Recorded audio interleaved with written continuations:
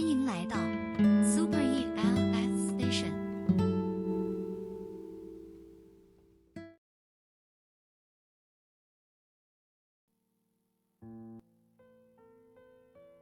我在网上看到了一段很戳心的话。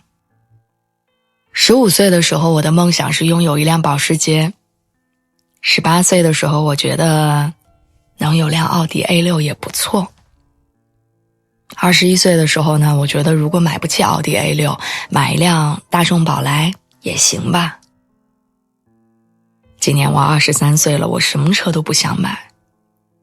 下班的公交车上能有一个座位，就能让我开心一整天。人生似乎是一个不断妥协的过程。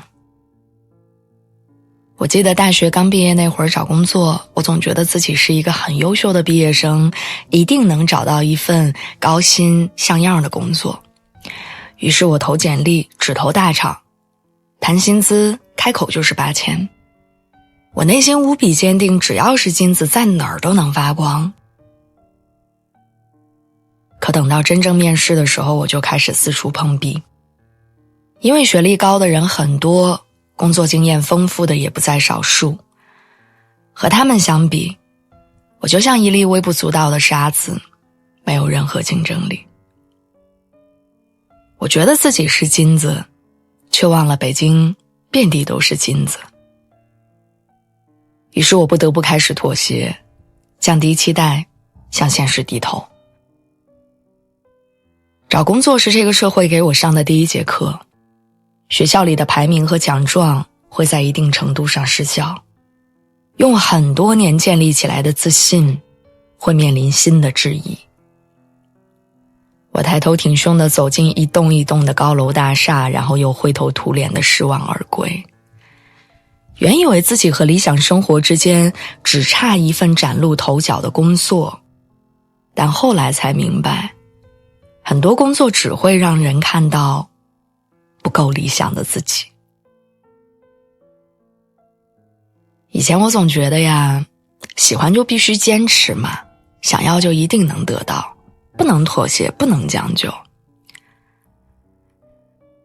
可后来经历的事情越来越多之后，就意识到，人生有太多太多的事情都无法按照自己的想法来实现，妥协才是人生常态。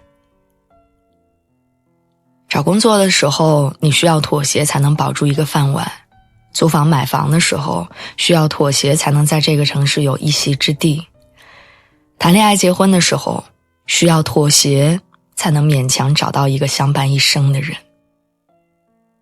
似乎每一个人都在节节退败的时光里学会了向生活妥协。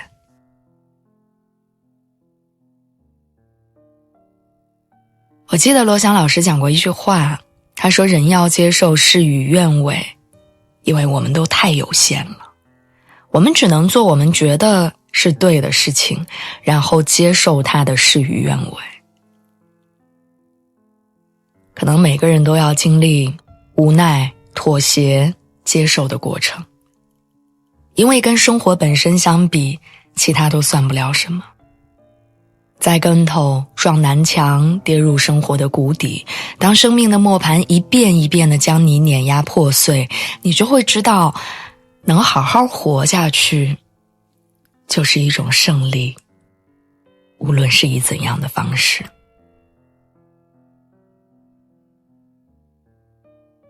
我常听人说，成年人的妥协一半是理解，一半是散了。理解了生活的事与愿违，对自己无能为力的事情也就算了。年轻的时候，我们都曾经为了爱，为了梦，横冲直撞，头破血流。可不知道从哪天开始，我们学会了顺应社会的规则，接受生活的压力，满足长辈的期望，然后成为一个世俗的人。有人把这个过程称为投降，但又何尝不是另外一种成熟呢？我们在妥协中重置了自己的价值排序，也在妥协中认清了自己的社会位置。能永不妥协当然很好，但席地而坐才是生活。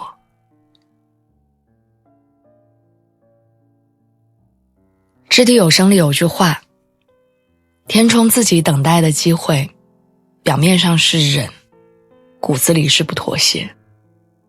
因为就算是我忍的时候，我心里也很清楚我是为什么而忍，是为了一个更远大的目标，是为了能够走得更远。所以希望你现在的每一次妥协，都是为了以后那些不妥协的时刻。